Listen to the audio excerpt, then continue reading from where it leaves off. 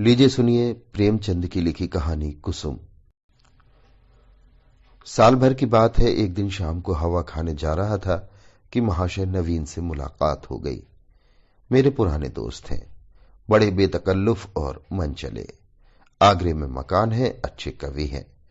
उनके कवि समाज में कई बार शरीक हो चुका हूं। ऐसा कविता का उपासक मैंने नहीं देखा। पेशा तो वकालत है, पर डूबे रहते हैं काव्य चिंतन में। आदमी ज़हीन है, मुकदमा सामने आया और उसकी तह तक पहुंच गए, इसलिए कभी कभी मुकदमे मिल जाते हैं। लेकिन कचहरी के बाहर अदालत या मुकदमे की चर्चा उनके लिए निषिद्ध है। अदालत की चार दीवारी के अंदर 4-5 घंटे वो वकील होते हैं। चार दीवारी के बाहर निकलते ही कवि हैं, सिर से पांव तक।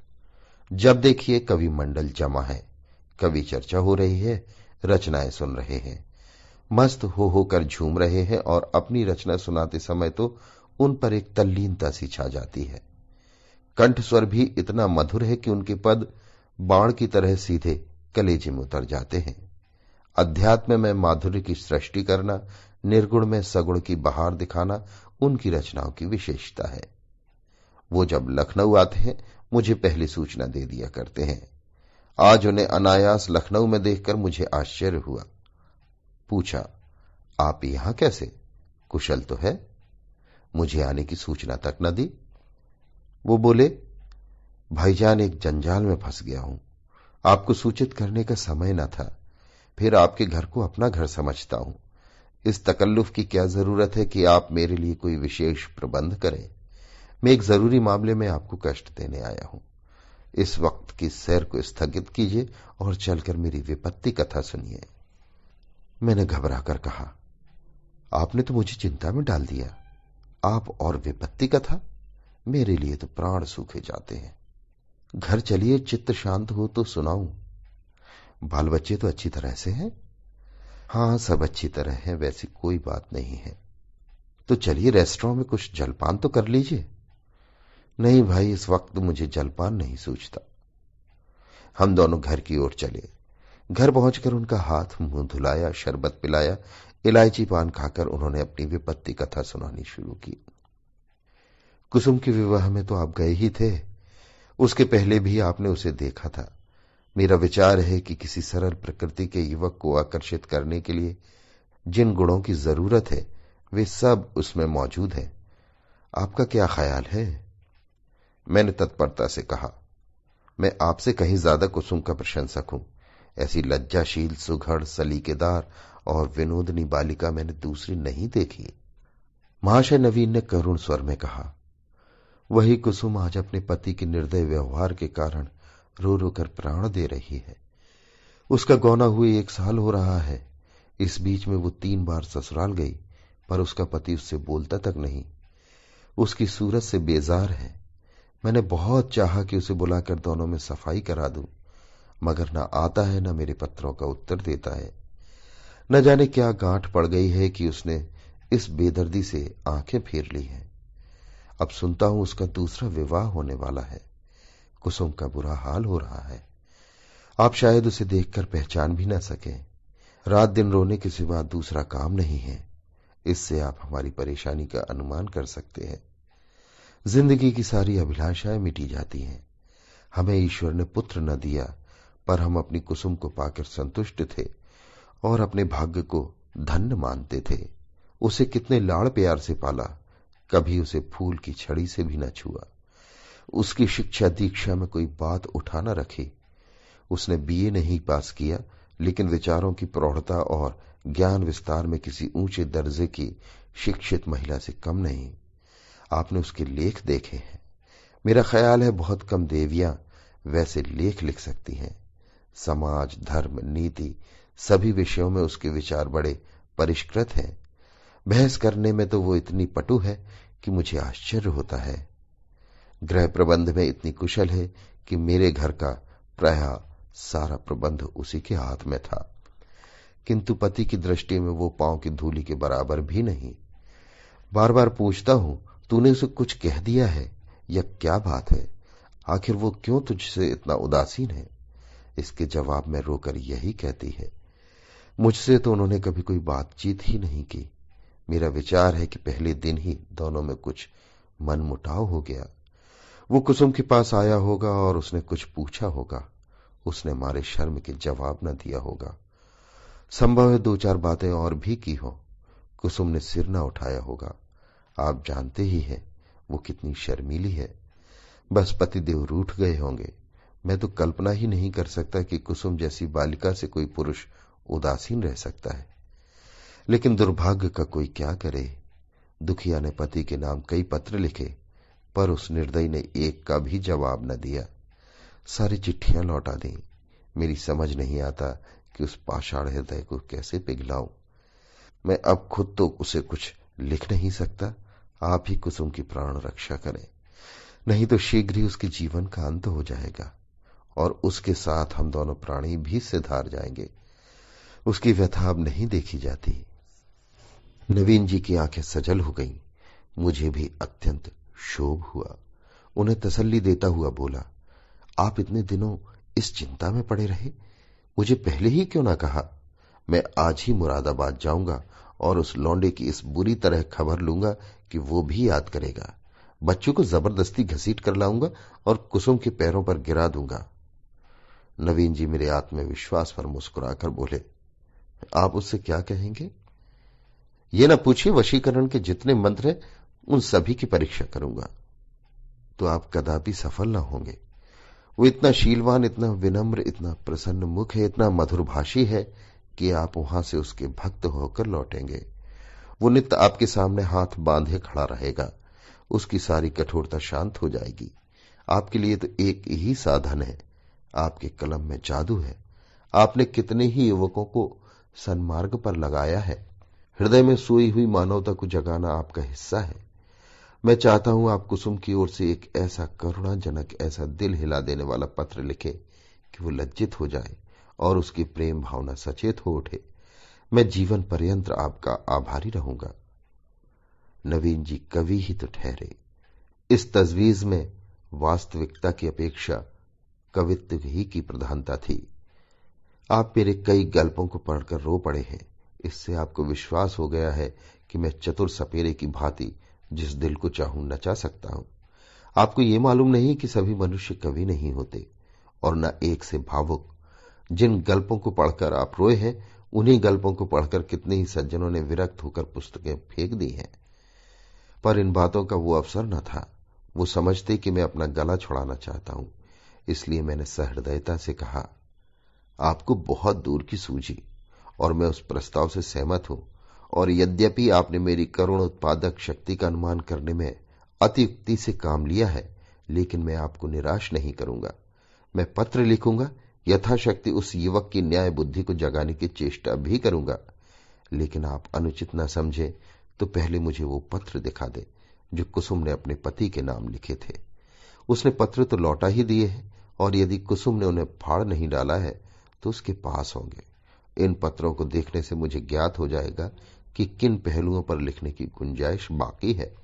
नवीन जी ने जेब से पत्रों का एक पुलिंदा निकालकर मेरे सामने रख दिया और बोले, मैं जानता था आप इन पत्रों को देखना चाहेंगे, इसलिए इन्हें साथ लेता आया। आप इन्हें शौक से पढ़े। कुसुम जैसी मेरी लड़की है वैसी ही आपकी भी लड़की है। आपसे क्या पर्दा।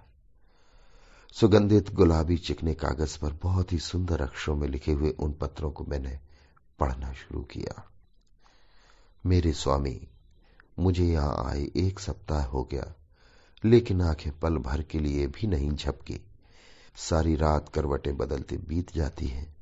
बार बार सोचती हूं, मुझसे ऐसा क्या अपराध हुआ कि उसकी आप मुझे ये सजा दे रहे हैं। आप मुझे झिड़कें, घुड़कें, कोसें, इच्छा हो तो मेरे कान भी पकड़ें। मैं इन सभी सजाओं को सहर्ष सह लूंगी, लेकिन ये निष्ठुरता नहीं सही जाती। मैं आपके घर 1 सप्ताह रही। परमात्मा जानता है कि मेरे दिल में क्या क्या अरमान थे। मैंने कितनी बार चाहा कि आपसे कुछ पूछूं, आपसे अपने अपराधों को क्षमा कराऊं, लेकिन आप मेरी परछाई से भी दूर भागते हैं। मुझे कोई अवसर न मिला। आपको याद होगा कि जब दोपहर को सारा घर सो जाता था तो मैं आपके कमरे में जाती थी और घंटों सिर झुकाए खड़ी रहती थी। पर आपने कभी आंखें उठाकर न देखा। उस वक्त मेरे मन की क्या दशा होती थी, इसका कदाचित आप अनुमान न कर सकेंगे। मेरी जैसी अभाग्नी स्त्रियां इसका कुछ अंदाजा कर सकती हैं।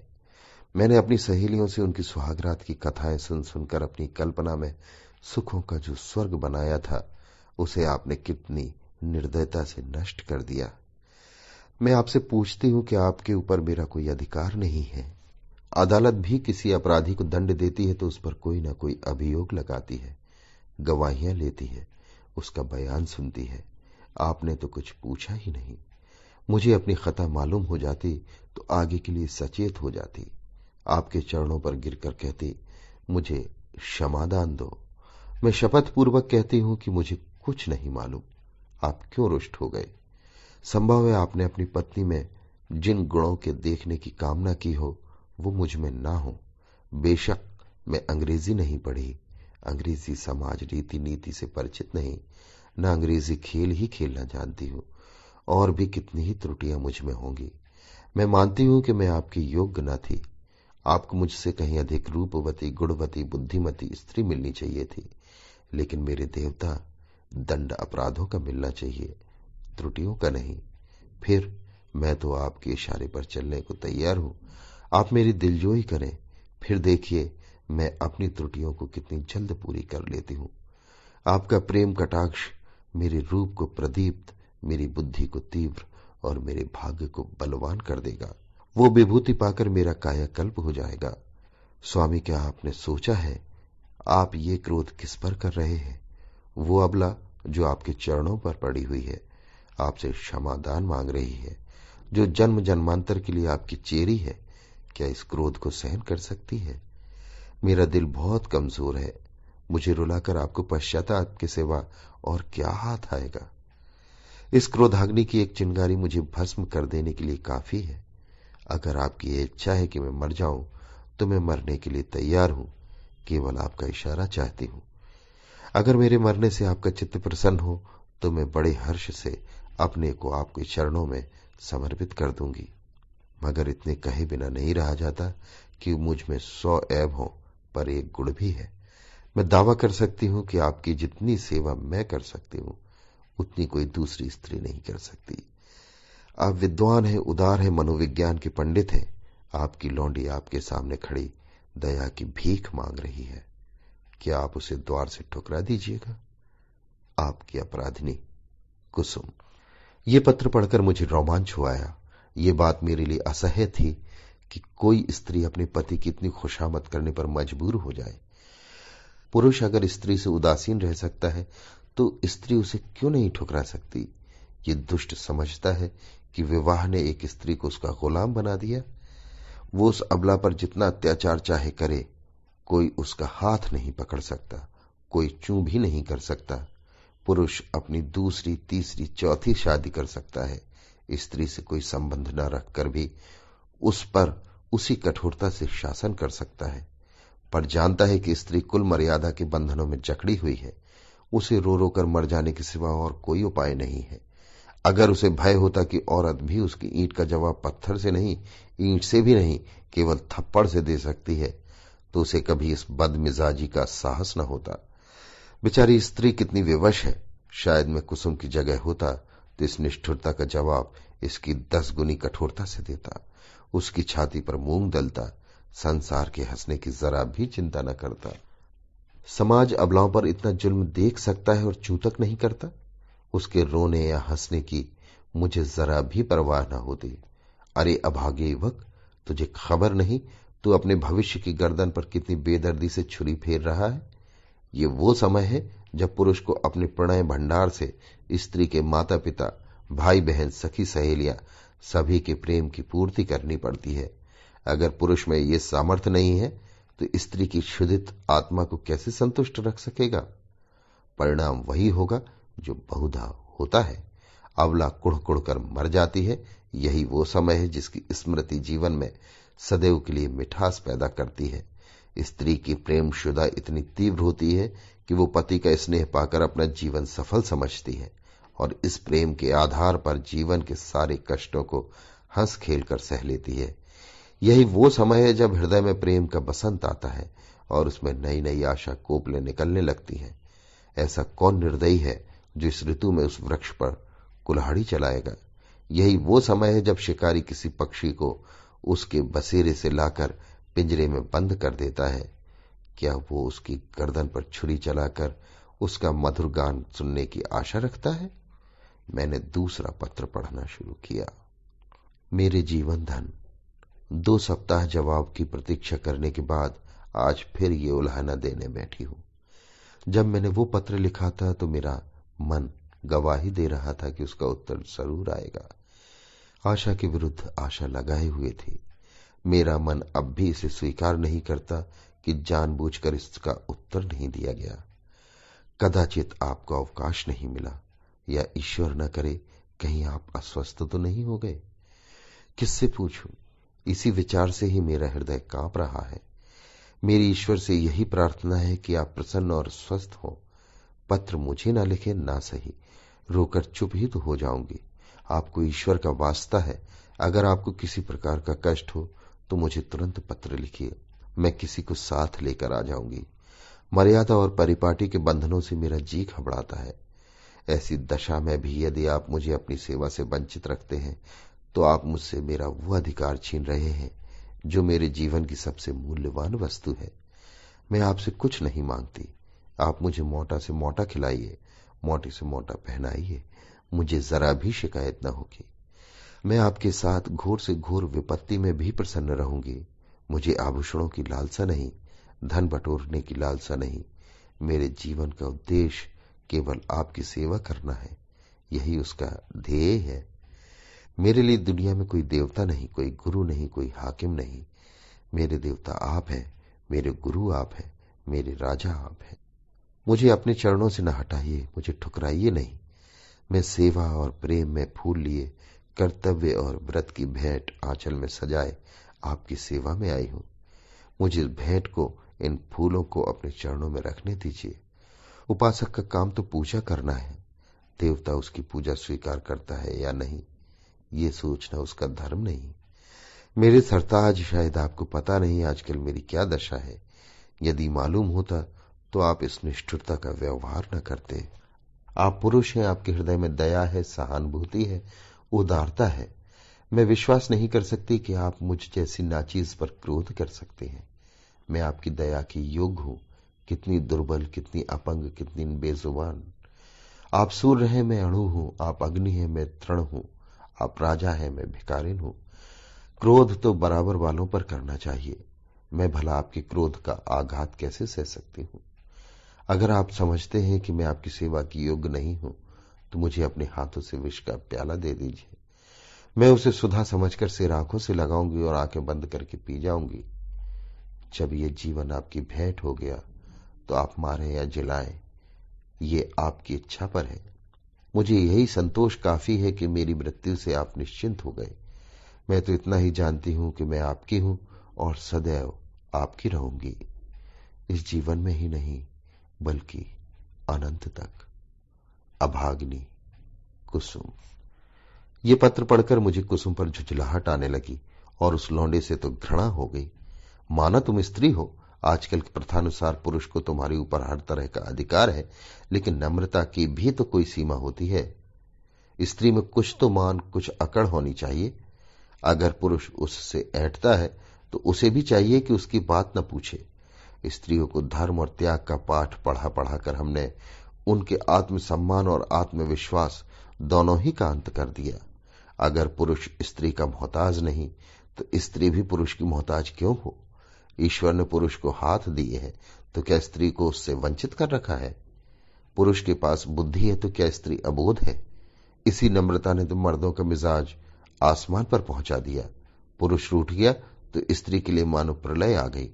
मैं तो समझता हूं कुसुम नहीं, उसका अभागा पति ही दया के योग्य है, जो कुसुम जैसी स्त्री रत्न की कद्र नहीं कर सकता। मुझे ऐसा संदेह होने लगा कि इस लौंडे ने कोई दूसरा रोग पाल रखा है, किसी शिकारी के रंगीन जाल में फंसा हुआ है। खैर, मैंने तीसरा पत्र खोला। प्रियतम, अब मुझे मालूम हो गया है कि मेरी जिंदगी निरुद्देश है। जिस फूल को देखने वाला, चुनने वाला कोई नहीं, वो खिले तो क्यों? क्या इसलिए कि मुरझाकर जमीन पर गिर पड़े और पैरों से कुचल दिया जाए? मैं आपके घर में 1 महीना रहकर दोबारा आई हूं। ससुर जी ही ने मुझे बुलाया, ससुर जी ही ने मुझे विदा कर दिया। इतने दिनों में आपने एक बार भी मुझे दर्शन न दिए। आप दिन में 20 ही बार घर आते थे, अपने भाई बहनों से हंसते बोलते थे या मित्रों के साथ सैर तमाशे देखते थे, लेकिन मेरे पास आने की आपने कसम खा ली थी। मैंने कितनी बार आपके पास संदेश भेजे, कितना अनुनय विनय किया, कितनी बार बेशर्मी करके आपके कमरे में गई, लेकिन आपने कभी मुझे आंखें उठाकर भी न देखा। मैं तो कल्पना ही नहीं कर सकती कि कोई प्राणी इतना हृदयहीन हो सकता है। प्रेम के योग्य नहीं, विश्वास के योग्य नहीं, सेवा करने के योग्य नहीं, क्या दया के भी योग्य नहीं। मैंने उस दिन कितनी मेहनत और प्रेम से आपके लिए रसगुल्ले बनाए थे, आपने उन्हें हाथ से छुआ भी नहीं। जब आप मुझसे इतने विरक्त हैं तो मेरी समझ में नहीं आता कि जीकर क्या करूं। ना जाने वो कौन सी आशा है जो मुझे जीवित रखे हुए है। क्या अंधेर है कि आप सजा तो देते हैं पर अपराध नहीं बताते। ये कौन सी बात है? आपको ज्ञात है, इस 1 मास में मैंने मुश्किल से 10 दिन आपके घर में भोजन किया होगा। मैं इतनी कमजोर हो गई हूं कि चलती हूं तो आंखों के सामने अंधेरा छा जाता है। आंखों में जैसे ज्योति ही नहीं रही, हृदय में मानो रक्त का संचालन ही नहीं रहा। खैर, सता लीजिए जितना जी चाहे, इस अनीति का अंत भी एक दिन हो ही जाएगा। अब तो मृत्यु ही पर सारी आशाएं टिकी हुई हैं। अब मुझे प्रतीत हो रहा है कि मेरे मरने की खबर पाकर आप उछलेंगे और हल्की सांस लेंगे। आपकी आंखों से आंसू की एक बूंद भी न गिरेगी। पर यह आपका दोष नहीं, मेरा दुर्भाग्य है। उस जन्म में मैंने कोई बहुत बड़ा पाप किया था। मैं चाहती हूं मैं भी आपकी परवाह ना करूं, आप ही की भांति अपनी आंखें फेर लूं, मुंह फेर लूं, दिल फेर लूं, लेकिन ना जाने क्यों मुझ में वो शक्ति नहीं है। क्या लता वृक्ष की भांति खड़ी रह सकती है? वृक्ष के लिए किसी सहारे की जरूरत नहीं। लता वो शक्ति कहां से लाए? वो तो वृक्ष से लिपटने के लिए पैदा की गई है। उसे वृक्ष से अलग कर दो तो वो सूख जाएगी। मैं आपसे पृथक अपने अस्तित्व की कल्पना नहीं कर सकती। मेरे जीवन की हर एक गति, प्रत्येक विचार, प्रत्येक कामना में आप मौजूद हैं। मेरा जीवन वो वृक्ष है जिसके केंद्र आप हैं। मैं वो हार हूं जिसके प्रत्येक फूल में आप धागे की भांति घुसे हुए हैं। उस धागे के बगैर हार के फूल बिखर जाएंगे और धूल में मिल जाएंगे। मेरी एक सहेली है शन्नू, उसका इस साल पाणी ग्रहण हो गया है। उसका पति जब ससुराल आता है, शन्नू के पांव जमीन पर नहीं पड़ते। दिन भर में न जाने कितने रूप बदलती है। मुख कमल खिल जाता है, उल्लास संभाले नहीं संभलता। उसे बिखेरती है, लुटाती चलती है, हम जैसे अभागों के लिए। जब आकर मेरे गले से लिपट जाती है तो हर्ष और उन्माद की वर्षा से जैसे मैं लथपथ हो जाती हूं। दोनों अनुराग से मतवाले हो रहे हैं। उनके पास धन नहीं है, जायदाद नहीं है, मगर अपनी दरिद्रता में ही मगन है। इस अखंड प्रेम का एक क्षण, उसकी तुलना में संसार की कौन सी वस्तु रखी जा सकती है? मैं जानती हूं ये रंगरेलियां और बेफिक्रियां बहुत दिन न रहेंगी। जीवन की चिंताएं और दुराशाएं उन्हें भी परास्त कर देंगी, लेकिन ये मधुर स्मृतियां संचित धन की भांति अंत तक उन्हें सहारा देती रहेंगी। प्रेम में भीगी हुई सूखी रोटियां, प्रेम में रंगे हुए मोटे कपड़े और प्रेम के प्रकाश से अलौकित छोटी सी कोठरी, अपनी इस विपन्नता में भी वो स्वाद, वो शोभा और विश्राम रखती है जो शायद देवताओं को स्वर्ग में भी नसीब नहीं। जब शन्नू का पति अपने घर चला जाता है तो वो दुखिया किस तरह फूट फूट कर रोती है कि मेरा हृदय गदगद हो जाता है। उसके पत्र आ जाते हैं तो मानो उसे कोई विभूति मिल जाती है। उसके रोने में भी, उसकी विकलताओं में भी, उसके उपालंबों में भी एक स्वाद है, एक रस है। उसके आंसू व्यग्रता और विभलता के हैं, मेरे आंसू निराशा और दुख के। उसकी व्याकुलता में प्रतीक्षा और उल्लास है, मेरी व्याकुलता में दैन्य और परवशता। उसके उपालंभ में अधिकार और ममता है, मेरे उपालंभ में भग्नता और रुदन है। पत्र लंबा हुआ जाता है और दिल का बोझ हल्का नहीं होता। भयंकर गर्मी पड़ रही है। दादा मुझे मंसूरी ले जाने का विचार कर रहे हैं। मेरी दुर्बलता से उन्हें टीबी का संदेह हो रहा है। वो नहीं जानते मेरे लिए मंसूरी नहीं, स्वर्ग भी काल कोठरी है। अभाग्नि, कुसुम, मेरे पत्थर के देवता, कल मंसूरी से लौट आई। लोग कहते हैं बड़ा स्वास्थ्यवर्धक और रमणीक स्थान है। होगा, मैं तो एक दिन भी कमरे से नहीं निकली। भग्न हृदयों के लिए संसार सूना है। मैंने रात एक बड़ा मजेदार सपना देखा। बतलाऊं? पर क्या फायदा, न जाने क्यों मैं अब भी मौत से डरती हूं। आशा का कच्चा धागा मुझे अब भी जीवन से बांधे हुए है। जीवन उद्यान के द्वार पर जाकर बिना सैर किए लौट जाना कितना हसरतनाक है। अंदर क्या सुषमा है, क्या आनंद है। मेरे लिए वो द्वार ही बंद है। कितनी अभिलाषा से विहार का आनंद उठाने चली थी, कितनी तैयारियों से, पर मेरे पहुंचते ही द्वार बंद हो गया है। अच्छा बतलाइयो, मैं मर जाऊंगी तो मेरी लाश पर आप आंसू की 2 बूंद गिराओगे? जिसकी जिंदगी भर जिम्मेदारी ली थी, जिसकी सदैव के लिए बाह पकड़ी थी, क्या उसके साथ इतनी भी उदारता न करोगे? मरने वालों के अपराध सभी क्षमा कर दिया करते हैं, आप भी क्षमा कर देना। आकर मेरे शव को अपने हाथों से नहलाना, अपने हाथ से सुहाग का सिंदूर लगाना, अपने हाथ से सुहाग की चूड़ियां पहनाना, अपने हाथ से मुंह में गंगा जल डालना, 2-4 पग कंधा दे देना। बस मेरी आत्मा संतुष्ट हो जाएगी और आपको आशीर्वाद देगी। मैं वचन देती हूं कि मालिक के दरबार में आपका यश गाऊंगी। क्या यह भी महंगा सौदा है? इतने से शिष्टाचार से आप अपनी सारी जिम्मेदारियों से मुक्त हो जाएंगे। मुझे विश्वास होता कि आप इतना शिष्टाचार जरूर करेंगे तो मैं कितनी खुशी से मौत का स्वागत करती। लेकिन मैं आपके साथ अन्याय नहीं करूंगी। आप कितने ही निष्ठुर हो, इतने निर्दयी नहीं हो सकते। मैं जानती हूं ये समाचार पाते ही आप आएंगे और शायद एक क्षण के लिए शोक मृत्यु पर आपकी आंखें रो पड़े। कहीं मैं अपने जीवन में वो शुभ अवसर देख सकती। अच्छा, क्या मैं एक प्रश्न कर सकती हूं? नाराज ना होना। क्या मेरी जगह किसी और सौभाग्यवती ने ले ली है?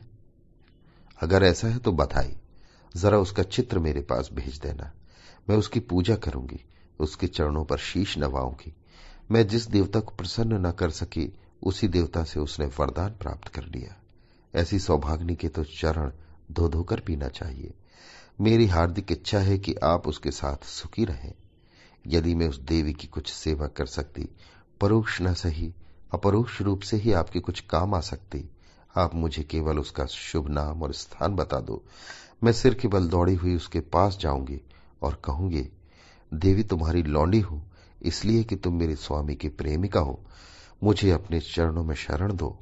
मैं तुम्हारे लिए फूलों की सेज सजाऊंगी, तुम्हारी मांग मोतियों से भरूंगी, तुम्हारी एड़ियों में महावर रचाऊंगी। यही मेरे जीवन की साधना होगी। ये मत समझना कि मैं जलूंगी या कुढ़ूंगी। जलन तब होती है जब कोई मुझसे मेरी वस्तु छीन रहा हो। जिस वस्तु को अपना समझने का मुझे कभी सौभाग्य न हुआ, उसके लिए मुझे जलन क्यों हो? अभी बहुत कुछ लिखना था, लेकिन डॉक्टर साहब आ गए हैं। बेचारा हृदय दाह को टीबी समझ रहा है। दुख की सताई हुई कुसुम। इन चारों पत्रों ने मेरे धैर्य का प्याला भर दिया। मैं बहुत ही आवेशहीन आदमी हूं। भावुकता मुझे छू भी नहीं गई। अधिकांश कलाविदों की भांति मैं भी शब्दों से आंदोलित नहीं होता। क्या वस्तु दिल से निकलती है? क्या वस्तु केवल मर्म को स्पर्श करने के लिए लिखी गई है? ये भेद बहुधा मेरे साहित्यिक आनंद में बाधक हो जाता है, लेकिन इन पत्रों ने मुझे आप इसे बाहर कर दिया। एक स्थान पर तो सचमुच मेरी आंखें भर आईं। ये भावना कितनी वेदनापूर्ण थी कि वो बालिका जिस पर माता पिता प्राण छिड़कते थे, विवाह होते ही इतनी विपदग्रस्त हो जाए।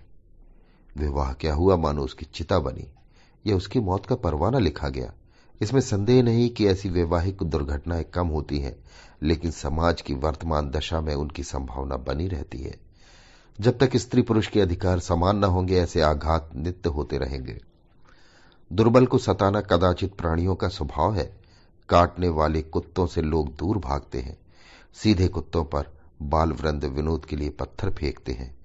तुम्हारे 2 नौकर एक ही श्रेणी के हों, उनमें कभी झगड़ा न होगा, लेकिन आज उनमें से एक को अफसर और दूसरे को उसका मातहत बना दो, फिर देखो अफसर साहब अपने मातहत पर कितना रौब जमाते हैं।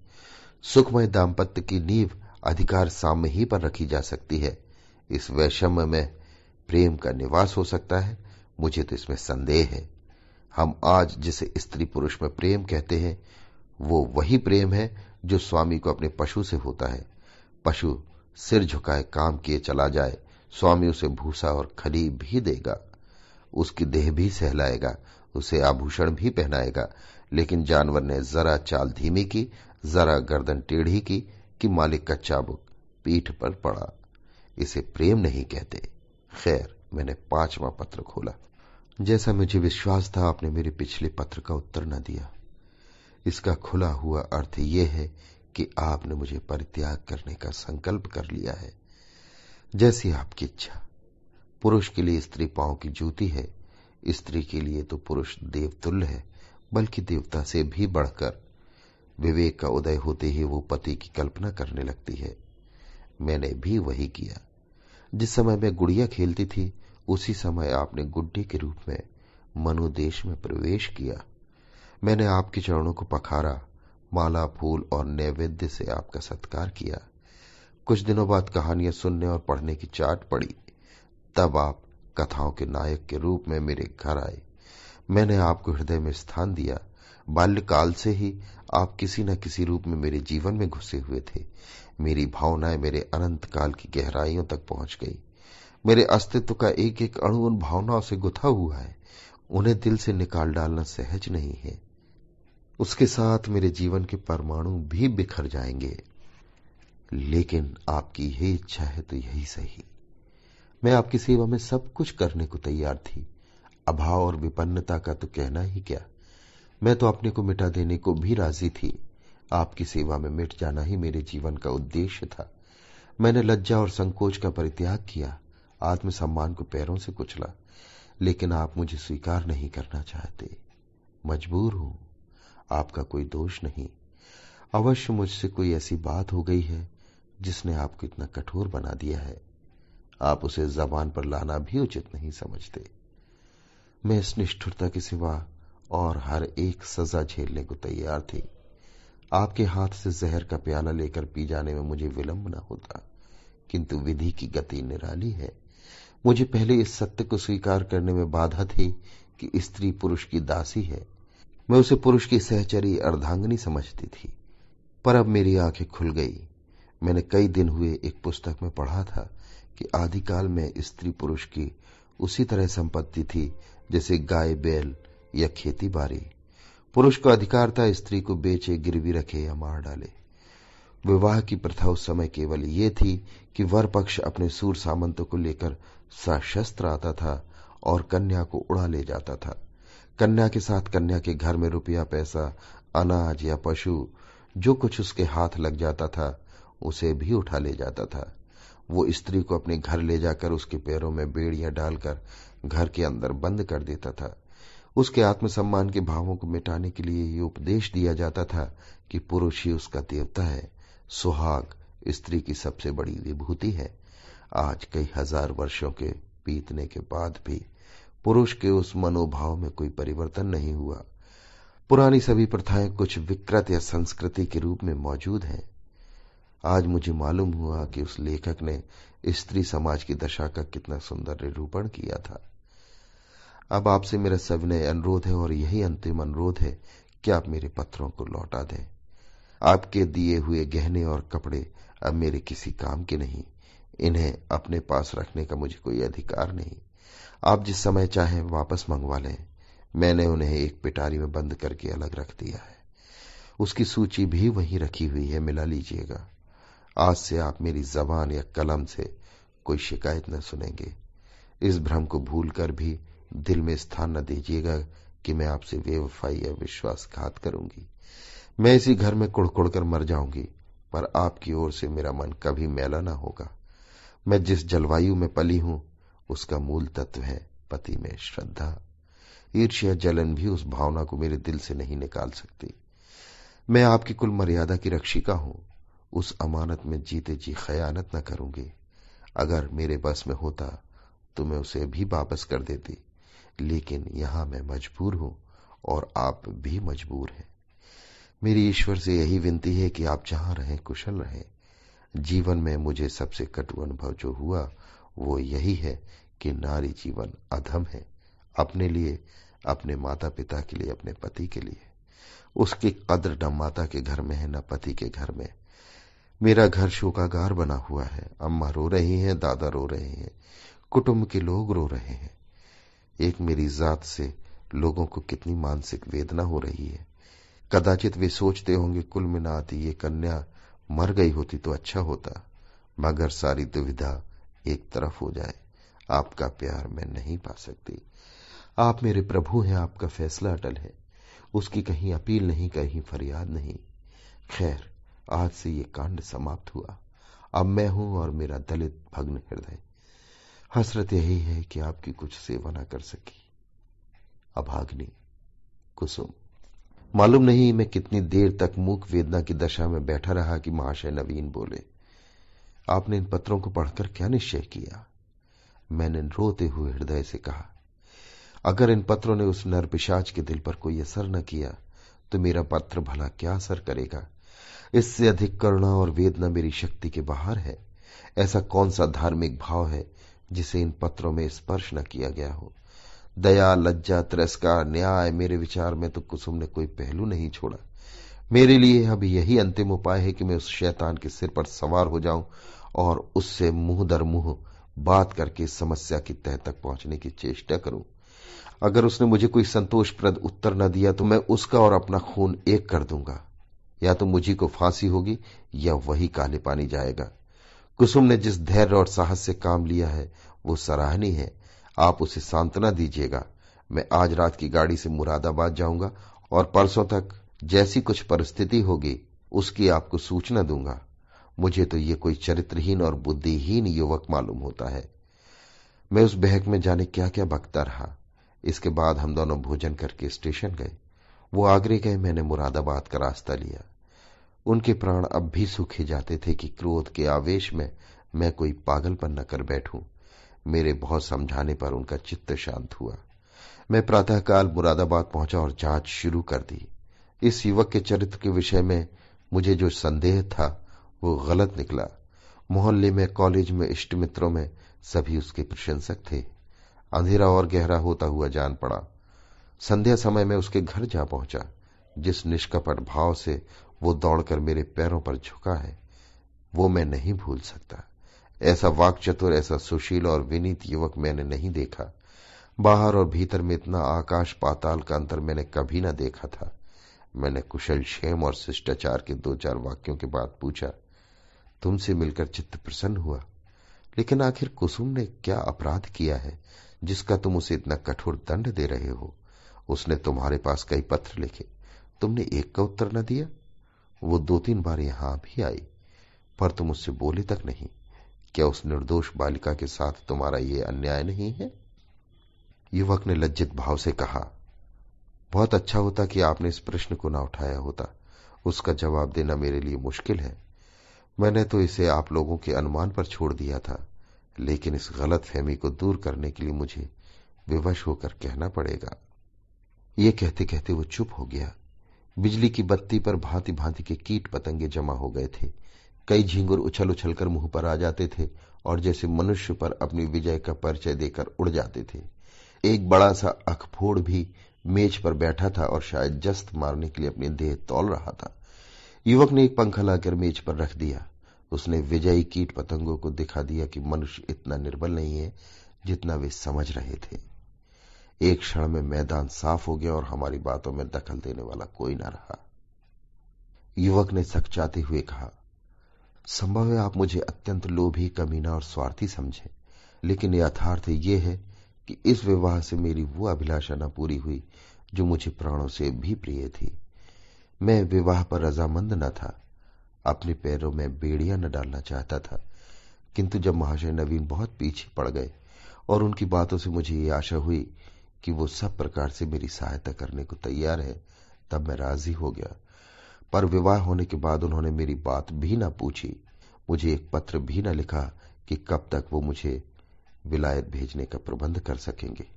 हालांकि मैंने अपनी इच्छा उन पर पहले ही प्रकट कर दी थी, पर उन्होंने मुझे निराश करना ही उचित समझा। उनकी इस अकृपा ने मेरे सारे मंसूबे धूल में मिला दिए। मेरे लिए अब इसके सिवा और क्या रह गया है कि LLB पास कर लूं और कचहरी में जूती फटफटाता फिरूं। मैंने पूछा, तो आखिर तुम नवीन जी से क्या चाहते हो? लेन देन में तो उन्होंने कोई शिकायत का अवसर नहीं दिया। तुम्हें विलायत भेजने का खर्च तो शायद उनके काबू से बाहर हो। युवक ने सिर झुकाकर कहा, तो ये उन्हें पहले ही मुझसे कह देना चाहिए था, फिर मैं विवाह ही क्यों करता। उन्होंने चाहे कितना ही खर्च कर डाला हो, पर इससे मेरा क्या उपकार हुआ। दोनों तरफ से 10-12 हजार रुपए खाक में मिल गए और उनके साथ मेरी अभिलाषाएं भी खाक में मिल गईं। पिताजी पर तो कई हजार का ऋण हो गया है। वो अब मुझे इंग्लैंड नहीं भेज सकते। क्या पूज्य नवीन जी चाहते तो मुझे इंग्लैंड न भेज देते? उनके लिए 10-5 हजार की कोई हकीकत नहीं। मैं सन्नाटे में आ गया। मेरे मुंह से अनायास निकल गया, छी, वाह रे दुनिया और वाह रे हिंदू समाज। तेरे यहां ऐसे ऐसे स्वार्थ के दास पड़े हुए हैं जो एक अबला का जीवन संकट में डालकर उसके पिता पर ऐसा अत्याचारपूर्ण दबाव डालकर ऊंचा पद प्राप्त करना चाहते हैं। विद्यार्जन के लिए विदेश जाना बुरा नहीं, ईश्वर सामर्थ्य दे तो शौक से जाओ, किंतु पत्नी का परित्याग करके ससुर पर इसका भार रखना निर्लज्जता की पराकाष्ठा है। तारीफ की बात तो तब थी कि तुम अपने पुरुषार्थ से जाते। इस तरह किसी की गर्दन पर सवार होकर अपना आत्मसम्मान बेचकर गए तो क्या कहे? इस पामर की दृष्टि में कुसुम का कोई मूल्य ही नहीं, वो केवल उसकी स्वार्थ सिद्धि का साधन मात्र है। ऐसे नीच प्रकृति के आदमी से कुछ तर्क करना व्यर्थ था। परिस्थिति ने हमारी चुटिया उसके हाथ में दे रखी थी और हमें उसके चरणों पर सिर झुकाने के सिवाय और कोई उपाय न था। दूसरी गाड़ी से मैं आगरे जा पहुंचा और नवीन जी से यह वृतांत कहा। उन बेचारे को क्या मालूम था कि यहां सारी जिम्मेदारी उन्हीं के सिर पर डाल दी गई है। यद्यपि इस मंदी ने उनकी वकालत भी ठंडी कर रखी है और वो 10-5 हजार का खर्च सुगमता से नहीं उठा सकते, लेकिन इस युवक ने उनसे इसका संकेत भी किया होता तो वो अवश्य कोई न कोई उपाय करते। कुसुम के सिवा दूसरा उनका कौन बैठा हुआ है? उन बेचारे को तो इस बात का ज्ञान ही न था। अतएव मैंने जो ही उनसे ये समाचार कहा तो वो बोल उठे, छी, इस जरा सी बात को इस भले आदमी ने इतना तूल दे दिया। आप आज ही उसे लिख दे कि वो जिस वक्त जहां पढ़ने के लिए जाना चाहे शौक से जा सकता है। मैं उसका सारा भार स्वीकार करता हूं। साल भर तक निर्दयी कुसुम को रोला रोला कर मार डाला। घर में इसकी चर्चा हुई। कुसुम ने भी मां से सुना। मालूम हुआ 1000 का चेक उसके पति के नाम भेजा जा रहा है, पर इस तरह जैसे किसी संकट का मोचन करने के लिए अनुष्ठान किया जा रहा हो। कुसुम ने भ्रकुटी सिकोड़कर मां से कहा, अम्मा दादा से कह दो कहीं रुपए भेजने की जरूरत नहीं। माता ने विस्मित होकर बालिका की ओर देखा। कैसे रुपए? अच्छा वो, क्यों, इसमें क्या हर्ज है? लड़के का मन है तो विलायत जाकर पढ़े, हम क्यों रोकने लगे? यो भी उसी का है, वो भी उसी का है, हमें कौन छाती पर लाद कर ले जाना है? नहीं, आप दादा से कह दीजिए 1 पाई न भेजे। आखिर इसमें बुराई क्या है? इसीलिए कि उसी तरह की डाकाजनी है जैसे बदमाश लोग किया करते हैं। किसी आदमी को पकड़ कर ले गए और उसके घर वालों से उसके मुक्ति धन के तौर पर अच्छी रकम ऐंठ ली। माता ने तिरस्कार की आंखों से देखा। कैसी बातें करती हो बेटी? इतने दिनों बाद तो जाके देवता सीधे हुए हैं और तुम उन्हें फिर चढ़ाए देती हो। कुसुम ने झल्ला कर कहा, ऐसे देवताओं का रूठे रहना ही अच्छा है। जो आदमी इतना स्वार्थी, इतना दंभी, इतना नीच है, उसके साथ मेरा निर्वाह ना होगा। मैं कह देती हूं वहां रुपए गए तो मैं जहर खा लूंगी। इसे दिल लगी न समझना। मैं ऐसे आदमी का मुंह भी नहीं देखना चाहती। दादा से कह देना कि अगर तुम्हें डर लगता हो तो मैं खुद कह दूं। मैंने स्वतंत्र रहने का निश्चय कर लिया है। मां ने देखा लड़की का मुखमंडल आरक्त हो उठा, मानो इस प्रश्न पर वो न कुछ कहना चाहती है न सुनना। दूसरे दिन नवीन जी ने यह हाल मुझसे कहा तो मैं एक आत्मविस्मृति की दशा में दौड़ा हुआ गया और कुसुम को गले लगा लिया। मैं नारियों में ऐसा ही आत्माभिमान देखना चाहता हूं। कुसुम ने वही कर दिखाया जो मेरे मन में था और जिसे प्रकट करने का साहस मुझ में न था। साल भर हो गया है कुसुम ने पति के पास एक पत्र भी नहीं लिखा और न उसका जिक्र ही करती है। नवीन जी ने कई बार जमाई को मना लाने की इच्छा प्रकट की, पर कुसुम उसका नाम भी सुनना नहीं चाहती। उसमें स्वावलंबन की ऐसी दृढ़ता आ गई है कि आश्चर्य होता है। उसके मुख पर निराशा और वेदना के पीलेपन